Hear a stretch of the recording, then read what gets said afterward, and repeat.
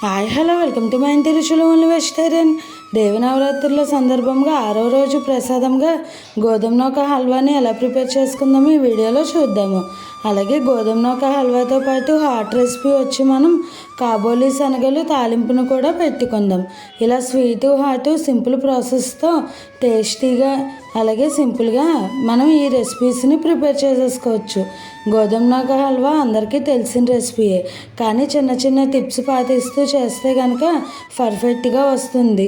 ఇప్పుడు ఈ రెండు రెసిపీస్ని కూడా ఎలా ప్రిపేర్ చేసుకుందామో వీడియోలోకి వెళ్దాము. ముందుగా స్టవ్ పై ప్యాన్ పెట్టుకుని అందులోకి ఒక 4 టీ స్పూన్స్ వరకు నెయ్యిని వేసుకోవాలి. నెయ్యి హీట్ అయిన తర్వాత మనం ఇందులోకి జీడిపప్పు పలుకులను వేసుకోవాలి. ఒక 10-12 వరకు జీడిపప్పును వేసుకుని వీటిని దోరగా ఫ్రై చేసుకోవాలి. ఈ జీడిపప్పు అంతా కూడా ఇలా బాగా ఫ్రై అయిన తర్వాత వీటిని మనం పక్కకి తీసేసుకోవాలి. ఇలా ఫ్రై అయిపోయిన జీడిపప్పును ఒక ప్లేట్లోకి తీసేసుకుని మరలా ఇదే ఆ నెయ్యిలోకి మనం గోధుమ నూకని వేసుకుని ఫ్రై చేసుకోవాలి. నేను 1 కప్పు వరకు గోధుమ నూకని తీసుకున్నాను. మీరు ఏదైనా 1 కప్పు మెజర్మెంట్గా పెట్టుకుంటే మిగతా ఇంగ్రీడియంట్స్ అన్నీ కూడా ఆ కప్పుతో వేసుకుంటే కనుక పర్ఫెక్ట్గా సరిపోతుంది. ఇలా గోధుమ నూక వేయించుకున్నప్పుడే మనం మరొక బర్నర్ మీద మనం నీళ్ళను కూడా మరిగించుకుందాము. ఇలా మనం నీళ్లు ముందుగా మరిగించుకుని వేసుకుంటే కనుక హల్వా మనకు త్వరగా ప్రిపేర్ అయిపోతుంది. 1 కప్పు రవ్వకి మనం 4 కప్స్ వరకు వాటర్ని తీసుకోవాలి. ఇలా 4 కప్స్ వాటర్ అయితే కనుక మనకు రవ్వ ఉడికేసరికి సరిపోతుంది. తర్వాత ఇందులోకి మంచి ఫ్లేవర్ కలర్ కోసం కొద్దిగా కుంకుమ పువ్వును కూడా వేసుకుని ఈ నీళ్ళని మరగనివ్వాలి బాగాను. ఈలోపు మనకు రవ్వ కూడా బాగా ఫ్రై అయిపోతుంది.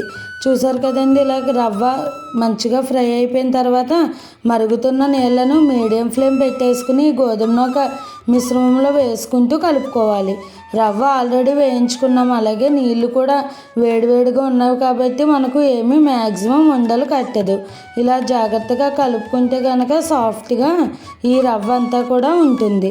మీడియం ఫ్లేమ్లో పెట్టుకుని ఇలా కలుపుకుంటూ ఉండగా ఒక 4 to 5 మినిట్స్కి ఈ నీళ్ళన్నీ కూడా రవ్వను అబ్జర్వ్ చేసుకుని ఇలా మనకు తిక్కుగా అవుతుంది. చూసారు కదండి, ఈ రవ్వ ఇలా బాగా ఉడికిపోయిన తర్వాత ఇందులోకి మనం పంచదారని యాడ్ చేసుకోవాలి. రవ్వ ఇలా కొద్దిగా థిక్నెస్గా అవ్వాలి. ఇప్పుడు మనం ఏ కప్పుతో అయితే రవ్వను తీసుకున్నామో అదే కప్పుతో పంచదారను కూడా వేసుకోవాలి. మీకు కావాలి అంటే పాలతోనైనా కూడా చేసుకోవచ్చు, కానీ వాటర్తో చేసుకున్నా కూడా ఈ గోధుమ నూక హల్వా టేస్ట్ బాగుంటుంది. చూసారు కదండి, ఇలా మనం పంచదార వేసుకుని పంచదార అంతా కూడా బాగా మెల్ట్ అయ్యేటట్టుగా కలుపుకుని మీడియం ఫ్లేమ్లో ఈ పంచదార మెల్ట్ అయ్యి ఒక ఉడుకు వస్తే సరిపోతుంది. ఇప్పుడు ఇందులోకి 1 టీ స్పూన్ ఇలాచీ పౌడరు అలాగే ముందుగా ఫ్రై చేసుకున్న జీడిపప్పు పలుకుల్ని వేసుకుని వీటన్నిటిని ఒకసారి మిక్స్ చేసుకుని దీనిని వేడివేడిగా సర్వ్ చేసుకోవడమే. ఈ కన్సిస్టెన్సీలో ఉంటే కనుక మనకు చల్లారేసరికి ఇంకా కొద్దిగా గట్టి పడుతుంది. అందుకని వెంటనే స్టవ్ ఆపేసుకుంటే సరిపోతుంది. మరీ గట్టి పడిపోయాక స్టవ్ ఆపుకుంటే కనుక మనకు చల్లారేసరికి అంత బాగుండదు. ఇప్పుడు నెక్స్ట్ ఈ శనగలను కూడా తాలింపు పెట్టుకుందాము. ముందు రోజు రాత్రి ఈ కాబోలి శనగలను తీసుకుని నానబెట్టుకోవాలి. నేను ఒక 100 గ్రాముల వరకు శనగలను తీసుకుని ముందు రోజు రాత్రి నానబెట్టేసుకున్నాను. ఇప్పుడు ఇవి వాటర్ తీసేసి ఒక కుక్కర్లోకి వేసుకుని ఒక 3 విజిల్స్ రానిచ్చుకోవాలి. ఈ శనగలు మునిగేంత వరకు తగినన్ని వాటర్ పోసుకుని తర్వాత ఇందులోకి ఒక 1/2 టీ స్పూన్ వరకు సాల్ట్ని వేసుకోవాలి. టేస్ట్కి సరిపడా సాల్ట్ వేసుకుని తర్వాత మూత పెట్టేసుకుని ఒక 3 విజిల్స్ రానిచ్చుకుంటే సరిపోతుంది.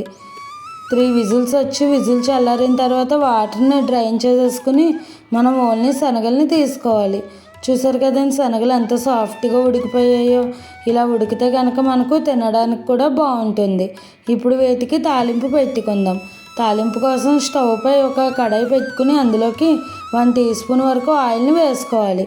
ఆయిల్ హీట్ అయిన తర్వాత మినపప్పు, జీలకర్ర, ఆవాలు ఒక పావు టీ స్పూన్ చొప్పున వేసుకుని 2 ఎండుమిర్చిని ఇలా చిన్న ముక్కలుగా కట్ చేసుకుని వేసుకోవాలి. తర్వాత 2 రెమ్మల కరివేపాకును కూడా వేసుకుని ఈ తాలింపు అంతా కూడా బాగా ఫ్రై అయిన తర్వాత ఇందులోకి మనం ముందుగా ఉడికించి పెట్టుకున్న శనగల్ని వేసేసుకోవాలి. ఇప్పుడు ఈ శనగలు వేసేసుకున్న తర్వాత వీటిని అంతా ఒకసారి మిక్స్ చేసుకుని మీడియం ఫ్లేమ్లో ఒక 5 మినిట్స్ అలా ఉంచేస్తే కనుక ఈ తాలింపు ఫ్లేవర్ అంతా కూడా శనగలకి పడుతుంది. తర్వాత మిక్స్ చేసుకుని వీటిని ప్రసాదంలాగా అమ్మవారికి దేవి నవరాత్రుల్లో 6వ రోజు ప్రసాదంగా నైవేద్యంగా పెట్టవచ్చు. మెయిన్ రెసిపీ వచ్చి గోధుమ నూక హల్వా. నేను 2 రకాలు చేస్తున్నాను కాబట్టి ఇలా శనగలు అలాగే గోధుమ నూక ప్రసాదము చేస్తున్నాను. మీరు ఒక రెసిపీ అయినా కూడా చేసుకోవచ్చు, ఓన్లీ హల్వా ఒకటి.